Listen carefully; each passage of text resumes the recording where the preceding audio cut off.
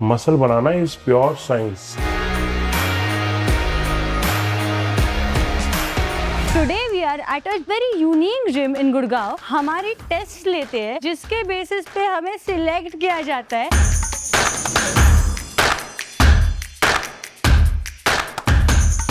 सही फॉर्म से लेकर ट्रेनिंग, न्यूट्रिशन और लॉन्जेविटी तक फिटनेस का हर एस्पेक्ट मैंने दोबारा सीखा IFBB प्रो मोहन वशिष्ठ के साथ MBF फिटनेस में। Body weight exercises are much harder than weight training. आपका वेट कितना है? 59। तो आप 59 kg से बेंच प्रेस कर रहे हो।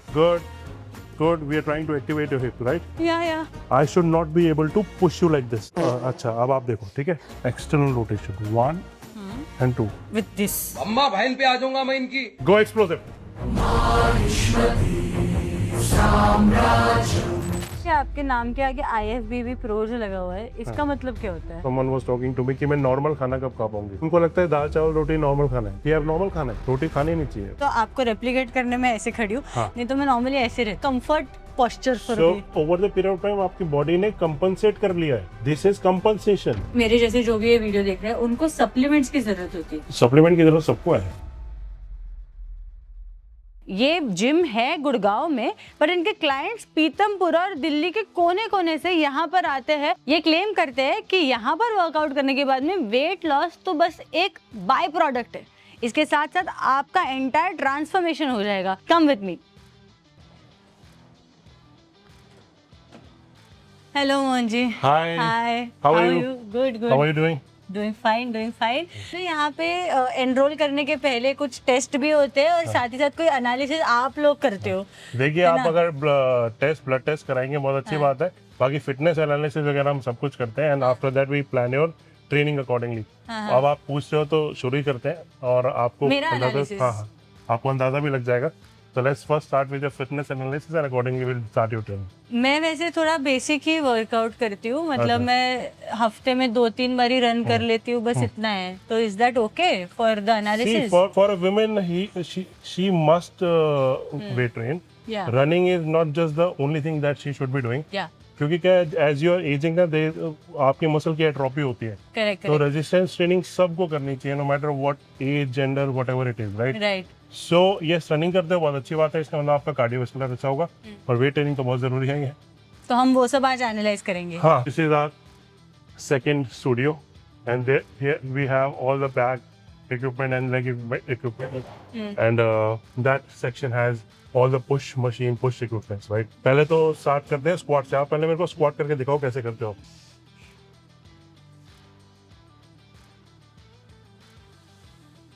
Give me 10 repetition.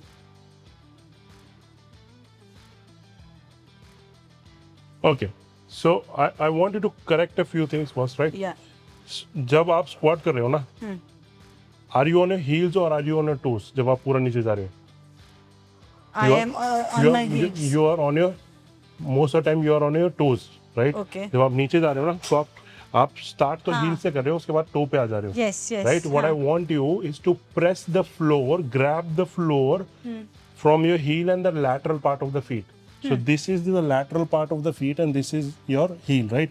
I want you to just push the floor very powerfully, right? Okay. When you go down and go down fully. Before you go down, I want you to push your hip absolutely back, right? हाँ, और आपका तो हाँ, this is your correct stance, right? And I want you to hit the depth, right? पूरा खींच के जाओ। सही। हाँ, नहीं, आप अभी भी पूरा नीचे नहीं गए। I want you to stretch your hip absolutely back and go down. Hit the depth, hit the depth, hit the depth, depth, depth, depth. और Good, and press up explosive. Good. This was a good squat. Now again, for 5 repetition, I want you to hold the breath. लंबा breath hold करो। हाँ, अभी आपने ना chest तक रखा है। I want you to fill up your abdomen, right? It has to be like this. See me. हाँ, पेट टाइट, ठीक है? Go down 3 second, tempo maintain. 3 second नीचे जाते हुए जाओ, नीचे जाओ जाओ जाओ जाओ जाओ, up explosive. Good, that's how it should be, right? Give me 4 more reps. अच्छा वो अप एक्सप्लोसिव, गुड, लंबा breath hold, good, hinge hinge, जाओ नीचे जाओ जाओ, up explosive, give me last 2। हाँ, press the heel, go down, up explosive, 1 last, go down, up explosive. Good, that was a good one. So here there was a better connection of core and the glute. You were, Yeah. are you able to feel your glutes But this was slightly a more? completely different squat than you normally think is a squat. So earlier what you were doing, you were not doing completely wrong. But see, we are in what we do, we are expert, right? So वो पता चल जाता है जब आप नीचे जा रहे हो कि आप हील पे हो या टो पे हो, क्योंकि वो कंपन नी थोड़ा आगे आना शुरू हो जाती है. नी आगे आ सकती है, ऐसे कोई दिक्कत वाली बात नहीं है. हाँ. पर वो दिख जाता है, राइट, कि इतना कनेक्शन ग्लूट का है नहीं. Remove this shoes, these are running shoes. या रनिंग शूज ही तो वर्कआउट के लिए भी होते हैं. नहीं, रनिंग शूज रनिंग के लिए होते हैं, वर्कआउट के लिए ट्रेनिंग शूज होते हैं. ये क्या करना है? So I want you to put them on. Right. Now, good. Now, keep your knees apart. Now, when I say keep your knees apart, it has to be like this. ठीक है? हाँ, अब छोड़ दो. अब apart करो. Good. Now, before doing any squat or anything, we are not doing squat now. I want you to hinge. Now, hinge is this. That's it. ठीक है? हाँ, बस hinge. Hinge is pushing the hip away. Hip को बाहर करना है, forward bend नहीं करना है. Hinge is this, pushing the hip away. Knee slightly soft, pushing the hip away. हाँ, चलो करो 5 बार. शाबाश. हाँ, this is squat. I want you to just hinge. Hinge. This is hinge. Are you able to feel the glute and Yeah, hams? yeah. हाँ, give me 5 more. Lovely. हाँ, lovely. लंबा breath hold करके, लंबा breath hold करके. हाँ, पेट tight. Hinge, हाथ खींच के बिल्कुल. गुड. जब तक ग्लूट हैम टाइट फील ना हो ना, तब तक हिंज नहीं हुआ प्रॉपर. ये प्रॉपर हिंज है. That was a very good one. I want you to do one more time. Maintain this and do side steps. Right? 10 बार करना, 10 इधर और 10 जाते हुए. Hinge. ये. Now side steps. हाँ, ये लंबे स्टेप. शाबाश. हिंज को मेंटेन करके, हिप आगे नहीं आना चाहिए, पीछे रखो. चलते रहो.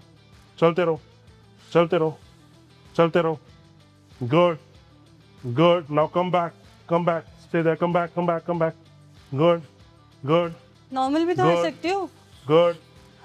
We are trying to activate your hips, right? या. Come on. Hip out.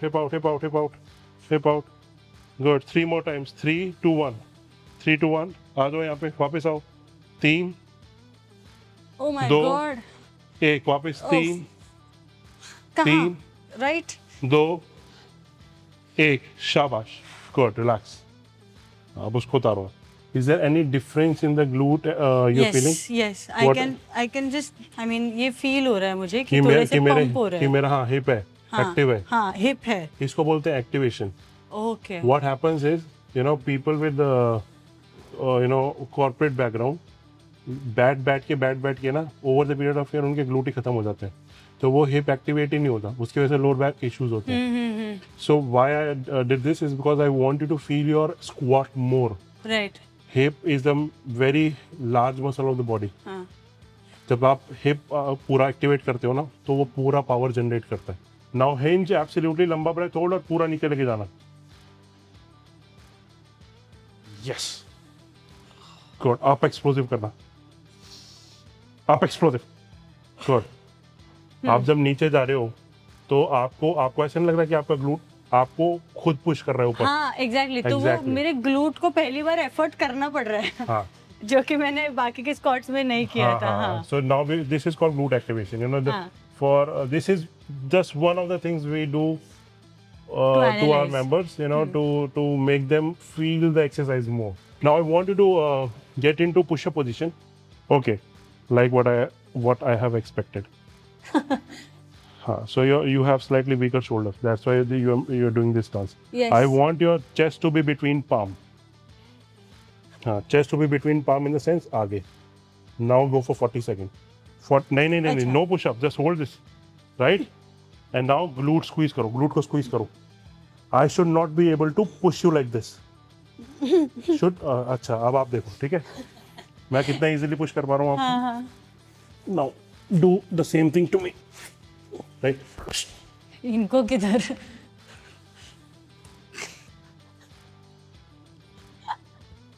So got it. हाँ. क्यों? हाँ.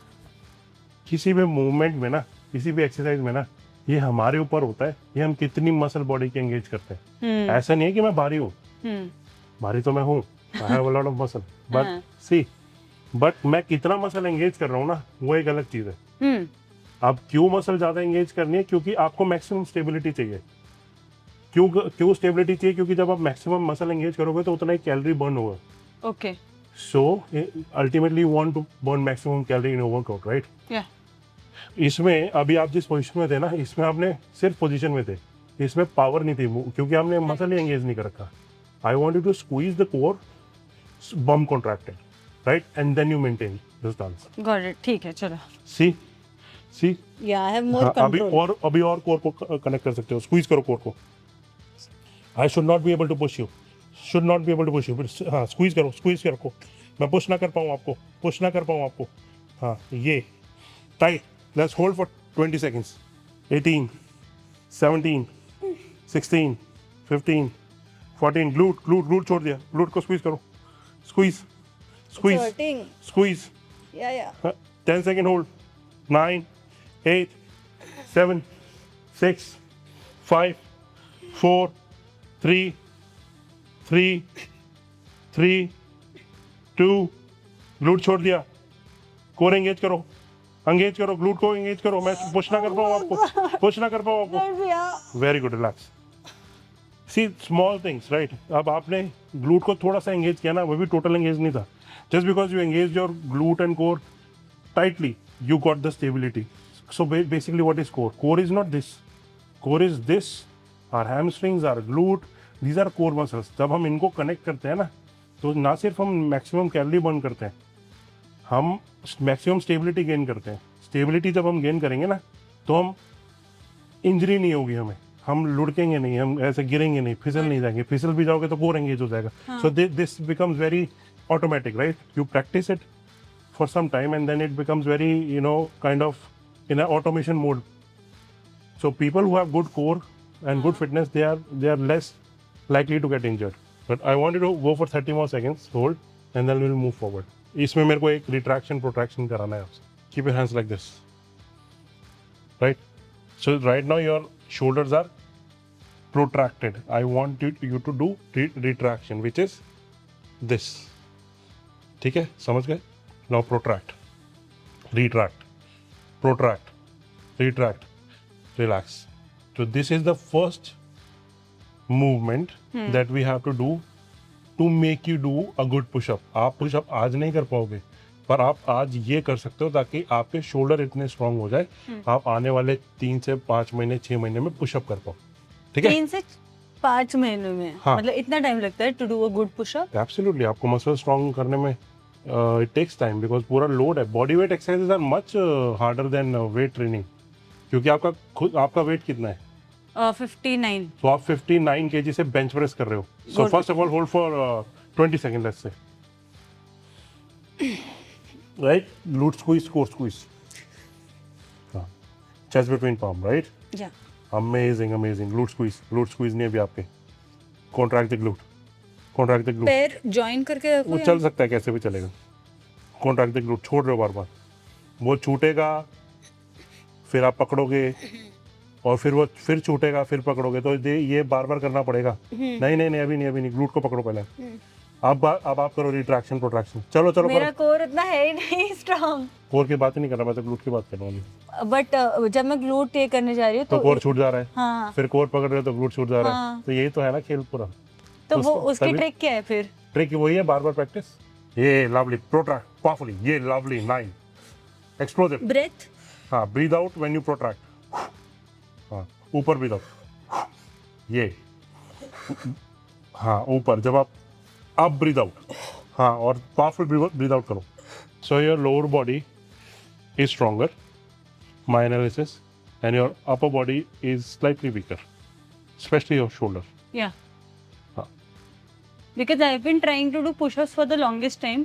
Pushup are chest and shoulder exercise. पहले शोल्डर स्ट्रांग होता है, पहले रोटेटर कफ इतना वेट ले पाएगा, उसको रोटेटर कफ को आपको स्ट्रेंथन करना पड़ेगा, उसके बाद आप पुशअप कर पाओगे, राइट? कम। तो ऑल्सो वन थिंग जो बहुत सारे कॉर्पोरेट लोगों के साथ होता है हाँ। कि ना वी गेट टेक नेक. हाँ. Tech neck is a new thing, हाँ. आपको पता ही होगा. हाँ. मतलब I literally got my x ray done, हाँ. तो उसमें ऐसा मेरे जो मुंडी है वो ऐसी हो गई है. हाँ. You get it? So ऐसे, that also is a sign that my shoulders, yeah, my this upper thing is not No, so strong. that is a sign that you are not moving enough. Human body is made to move. Human body is not made to sit on a laptop for 10 to 12 hours.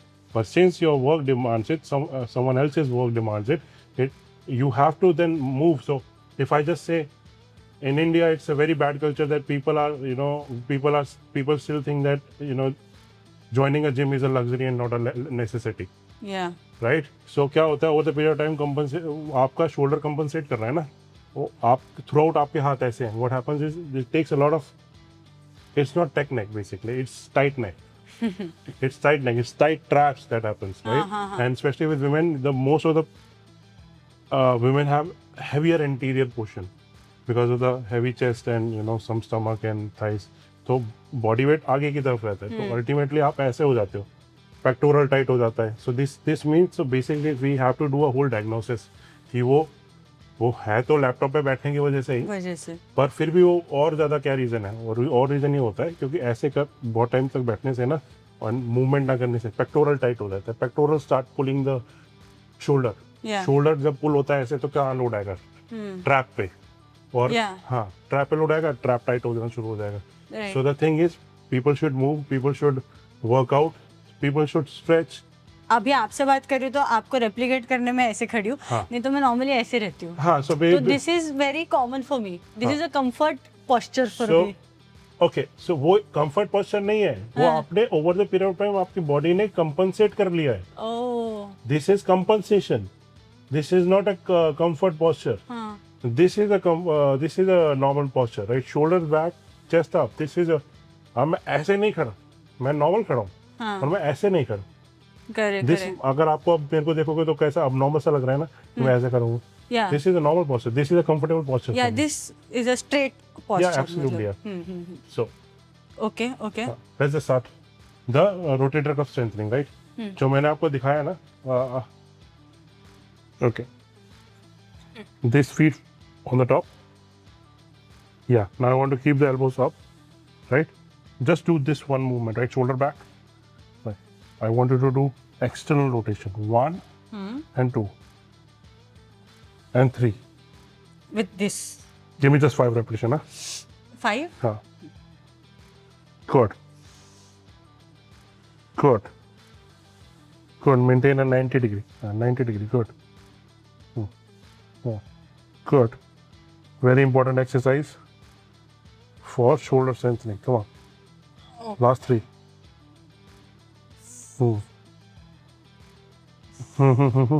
सारा rotator cuff से देखो.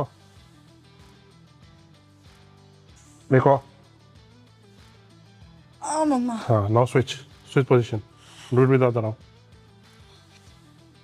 ये analysis में हो रहा है तो मैं सोच रही हूँ एक्चुअल वर्कआउट में क्या होता है.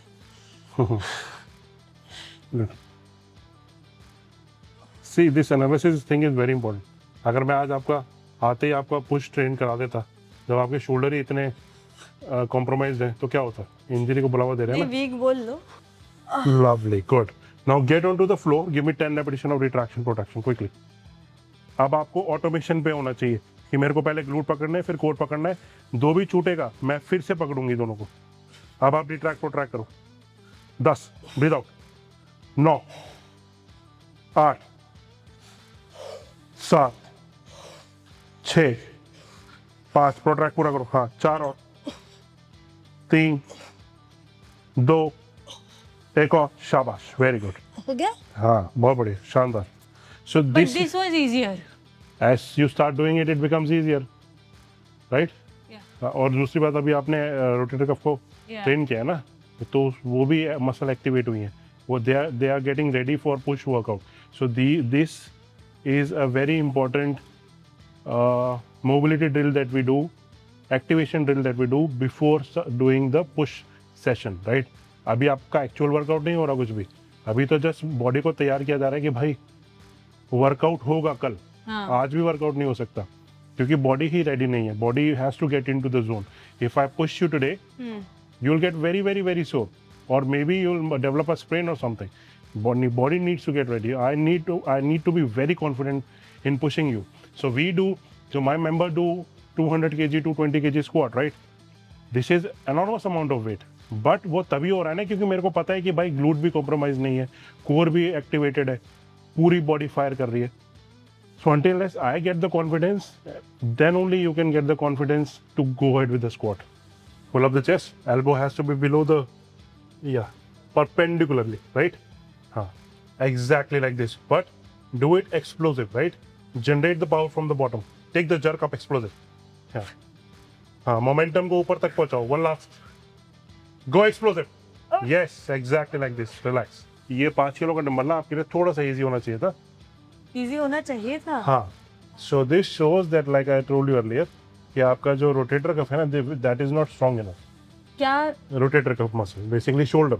आसान भाषा में जो हमारी रोटेटर कफ की मसल्स है ना, वो इतनी स्ट्रांग नहीं है. That is why your push is weak. That is why weight training is very important.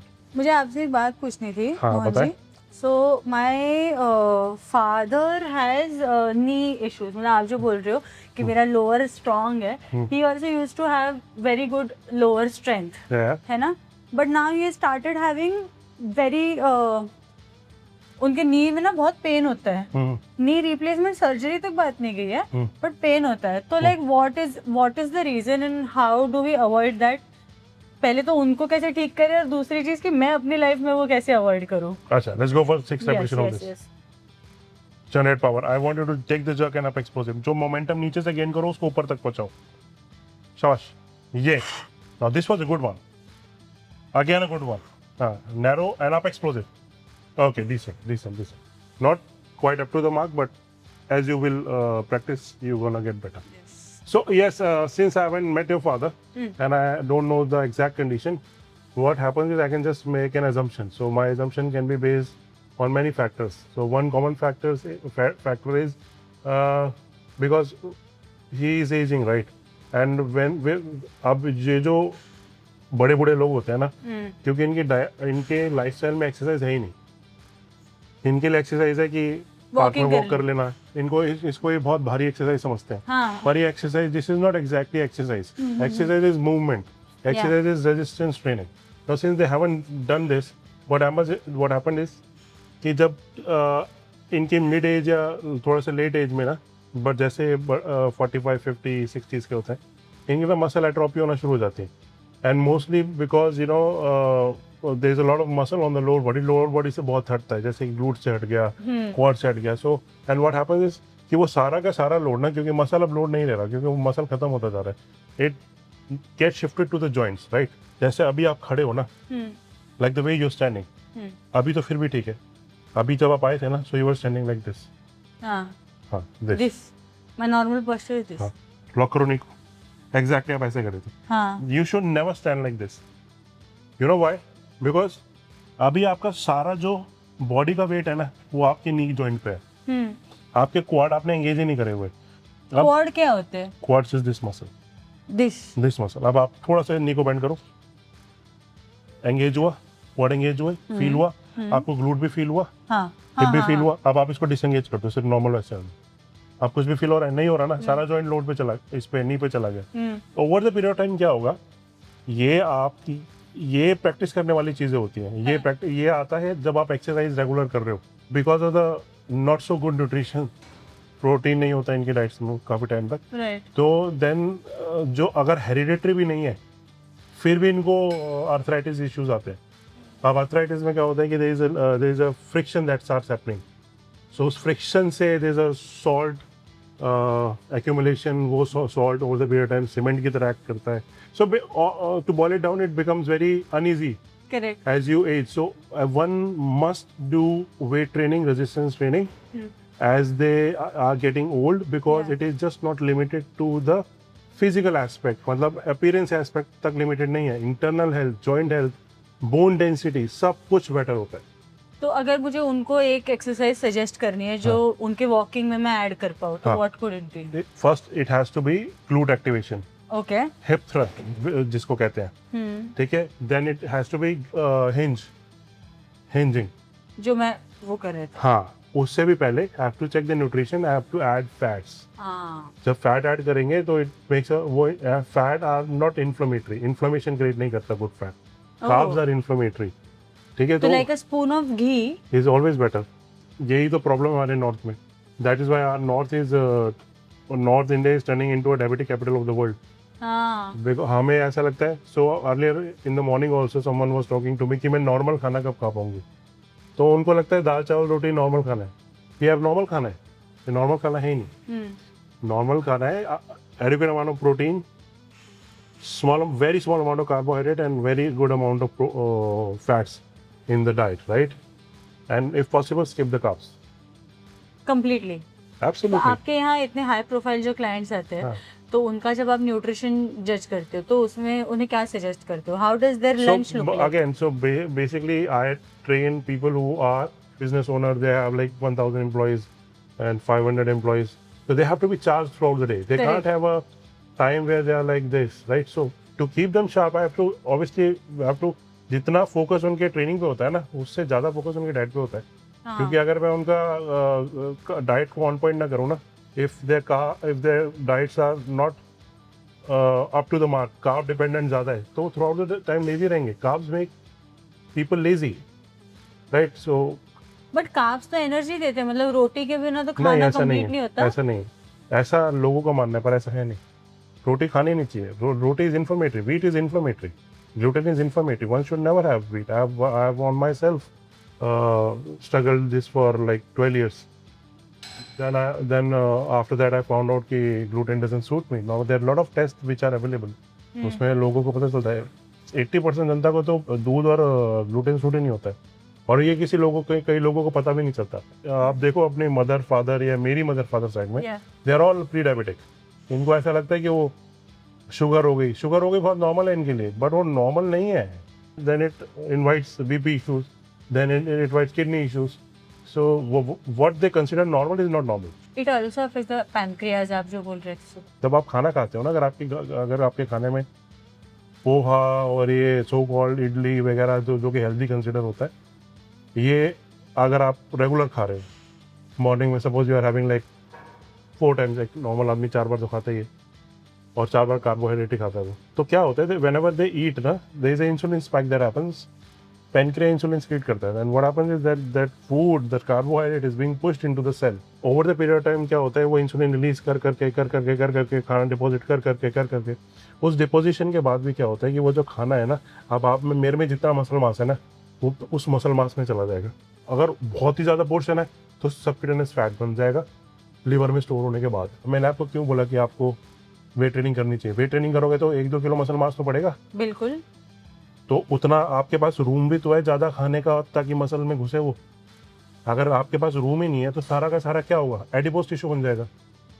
Adipose tissue is fat, fat बन जाएगा, फैट से सारा समस्या है। मुझे ऐसा लग रहा है कि मैं सिर्फ एक ट्रेनर से नहीं, मैं किसी डॉक्टर से बात कर रही हूँ, जो मुझे बिल्कुल इन डिटेल, क्योंकि अब आज तक मैं जब भी ट्रेनर से बात करी तो उन्होंने मुझे बताया कि कैसे मेरे को स्क्वाट करना है और कैसे मेरे को पुशअप करना है, उसमें भी स्ट्रगल कर जाती हूँ। It's my years of experience. I've worked with many organizations. Now this is my whole facility, and whoever is coming over here, they are all coming from very decent background. They in themselves have a very decent knowledge of nutrition and exercise, right? So we have to stay ahead, and we have to stay ahead in the industry also. Correct. मेरे इतने में हालत खराब हो रही है और ये आदमी मेरे से और कुछ करवा रहा है। अभी तो आप थोड़े टाइम पहले बोल रहे थे कि मेरे को एथलीट बनना है, 3 बार रनिंग करते हुए वीकली, और आप IFBB प्रो बनने के बारे में पूछ रहे थे कैसे बना जाता है। Let's do this last exercise and then we gonna do some cardio, right? Take a step forward, थोड़ा सा straight, okay? Stay in line of the pulley, keep your hand straight, abs tight, glute squeezed, just hold it for 10 second, ठीक है? And twist your torso up, explosive. ये वाला जो leg है ना, ये पीवट बनेगा, ग्लूट को स्क्वीज करना है। This is an activation exercise for the core, very good exercise for obliques and stability. Tight, should not be able to push you, tight, everything tight, tight, ठीक है? Glute tight, core tight. इससे आपने ये लिया था ना, हाँ, ताकत लगाई थी, ठीक। गुड गुड गुड गुड, हाँ हाँ हाँ हाँ, turn explosive, good, and then move back, good, arm leg सीधा, हाँ, now you twist again, good, that's it, and beat out explosive. हाँ, पूरा ट्विस्ट कर रहे हैं टोर्सो को, लाइक दिस। मोहन भाई, ये करते हुए मुझे थोड़ा डिस्ट्रैक्ट होना है। आप मुझे बताइए, आपके नाम के आगे IFBB Pro जो लगा हुआ है, इसका मतलब क्या होता है? So this is the IFBB Pro status is something that I've earned very recently. So it's an elite status in bodybuilding. Around 80-90 IFBB Pros in India till now. Till now? Yeah, till Since now. when has this started? It's been more than 10 years that the show has started. So it is a step one if anyone wants to compete in Mr. Olympia. Mr. Olympia is a Super Bowl of bodybuilding basically. So they have to first become an IFBB Pro. Then there is an IFBB Pro League. एक IFBB Pro League है, उसमें उसके बाद आप among IFBB Pro enter करते हैं, उसमें आप compete करते हैं international. Then you become when you earn this status, after that you become an international athlete. I am among the few pros who are in India. So yeah, so it's a elite status for someone. And like since me. when have you been in this field? I competed my first show, a local show in 2012. उसके बाद 2013 में मैंने compete किया। मैं 2013 से same show compete कर रहा हूँ, और भी करे, पर ये शो मैं 2013 से करूँ with the same dream. And this time it got completed. Yes. Congratulations. 12-15 years of hard work. Thank you. Yeah. Now you start with your incline walk. Now this we are not doing for the cardiovascular thing. Because you said कि आप 3 बार हफ्ते में running कर रहे हो, तो I am assuming कि आप अगर 3 बार हफ्ते में रनिंग कर रहे हो तो आपका कार्डियोवैस्कुलर तो स्ट्रांग हो गई, राइट? रनिंग पे फैट लॉस होता है, पर रनिंग से फैट लॉस, मसल लॉस सब कुछ होता है। The only thing that can preserve your muscle while you doing cardio is incline walk, making sure that your BPM stays in 120 to 135 BPM range. आप पहले स्टार्ट करो उसको, अच्छा, राइट? 4 पे कर दो speed, and make sure that whenever you do inclined walk or any or treadmill, never hold the treadmill. ये हम कर इस वजह से रहे हैं ताकि आपके ना इंक्लाइन वॉक में ग्लूट एक्टिव होते हैं, हैमस्ट्रिंग एक्टिव होती है। अगर जब आप होल्ड कर लेते हो ना, तो ग्लूट का इन्वॉल्वमेंट खत्म हो जाता है। So you have to walk straight, chest upright, shoulders back and use your glutes. so I walk or I run? Because You 4 will- पे तो I can't run. Should I? You will not do running. I'll only walk. But you only said na, that you are running like 3 times a week. Running is your choice. If you want to run, you can run. But you want to lose fat as well, right? Yes. And you want to preserve muscle as well? Yes. Yes. That's why we're that doing the everybody incline. wants. हाँ. So best form of cardio is maintaining a BPM of 120 to 135, जो आप incline walk में ही maintain कर सकते हो। अगर आप run करना शुरू करोगे तो 150-160 तक BPM जाएगा। This is one of the ways to find out if someone's cardiovascular is challenged or not. So is mine challenged? अगर आप बात कर पा रहे हो और आपका BPM नीचे है तो आपका कार्डियोवैस्कुलर ऑन पॉइंट है। अगर मैं आपको 10 की स्पीड में रन करा रहा हूँ या 8 की स्पीड में रन करा रहा हूँ और आप मेरे से बात ही नहीं कर पा रहे क्योंकि there is so much of air oxygen intake, इसका मतलब है कि आपका cardiovascular is not up to the mark. Oh, please आप क्या मुझे या मेरे जैसे जो भी ये वीडियो देख रहे हैं उनको सप्लीमेंट्स की जरूरत होती है? सप्लीमेंट की जरूरत सबको है, जैसे खाने की जरूरत सबको है वैसे सप्लीमेंट्स की जरूरत सबको है। अब मैं ये नहीं बोलना चाहता कि भाई ये सप्लीमेंट है, वो सप्लीमेंट किसका बेहतर है वगैरह वगैरह। सी, जो आप खाना खा रहे हो that is macronutrients, carb, protein, fats. Micronutrients आपको कहाँ से मिलेंगे? आप कितना ब्लूबेरीज खाते हो जो आपको एंटीऑक्सीडेंट मिल जाएगा, कितना आप वेजिटेबल खा रहे हो जो आपको एंटीऑक्सीडेंट मिल जाएगा, कितना फ्रूट्स खा रहे हो, फ्रूट ज़्यादा खाओगे तो कार्बोहाइड्रेट है। A good multivitamin, if not good multivitamin, just vitamin C, vitamin D, B12 का अगर being a woman आप चेक रखोगे तो आपके हमेशा जो कभी आप एनेमिक नहीं होगे, कभी आपकी एनर्जी लॉस नहीं होगा। आप देखोगे कि लोगों को पता ही नहीं होता कि उनका विटामिन डी इतना लो है कि वो एनर्जी नहीं आती, रिकवर ही नहीं कर पाते वर्कआउट से। तो अगर मैं बेसिक भी सप्लीमेंट लेना शुरू करती हूँ तो does that make me an enhanced athlete? No, see, these are called nutraceuticals. These are not pharmaceuticals. So difference है, फार्मास्यूटिकल एक अलग चीज़ है, आप न्यूट्रास्यूटिकल्स एक अलग चीज़ है। और सप्लीमेंट्स, मैं पहली बार ये सुन रही हूँ न्यूट्रास्यूटिकल्स आर सप्लीमेंट्स बेसिकली। जो लाइन ऑफ सप्लीमेंट्स है, ये supplements comes under the category of nutraceuticals. Also आप लेना शुरू तब करोगे ना जब your body will ask for it. You have to first develop the capacity. मतलब जब जरूरत पड़े तो आपको देना ही है, अगर आप नहीं दे रहे तो then you torturing your body. कोई भी एंटीबायोटिक ऐसे खा लेते हो ना, ये सोचे समझे कि भाई आपका क्या इफेक्ट कर रहा है, लिवर इतना इफेक्ट होता है एंटीबायोटिक से, people have it like anything. अब पर अगर एक विटामिन सी और विटामिन डी बोल दिया जाए उनको, they think like 3000 time, protein बोल दिया जाए 3000 टाइम, दे थिंक। मतलब ये मिथ्स इसलिए भी बनते हैं क्योंकि जैसे रॉबी कॉलमन का जो एक हमने स्टोरी सुना, राइट, एनहांस्ड एथलीट थे वो, और एक मतलब जो भी ट्रेजेडी उनके साथ में हुई, तो क्या सप्लीमेंट्स वाज द रीजन कि उनकी वो ट्रेजेडी हुई? See, Ronnie Coleman is a very big name. I mean, we consider him as a pinnacle of bodybuilding. is मतलब रॉनी कॉलमैन जैसा mindset, being I don't know 8 times mister Olympia, आप सोचो कि 8 साल तक उनके रॉनी कॉलमैन जैसा कोई बॉडी बिल्डर ही नहीं था दुनिया में।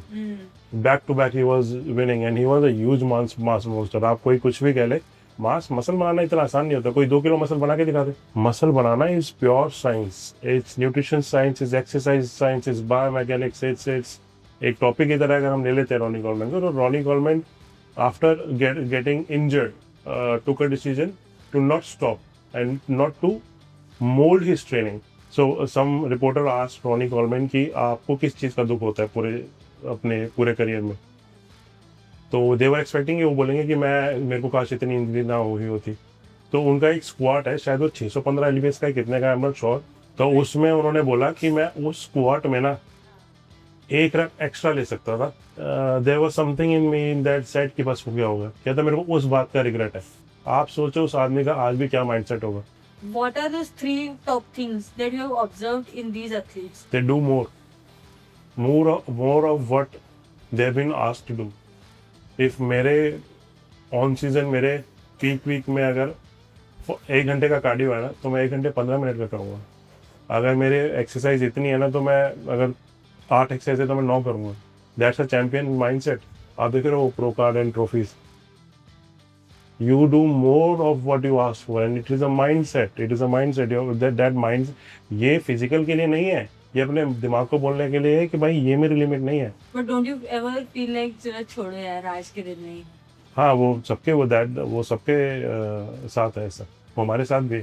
मेरा आज मन नहीं है पर मैं फिर भी करूँगा वर्कआउट, वो है ही है। आज मैं 2 बजे उठ के मैंने अपना कार्डियो किया है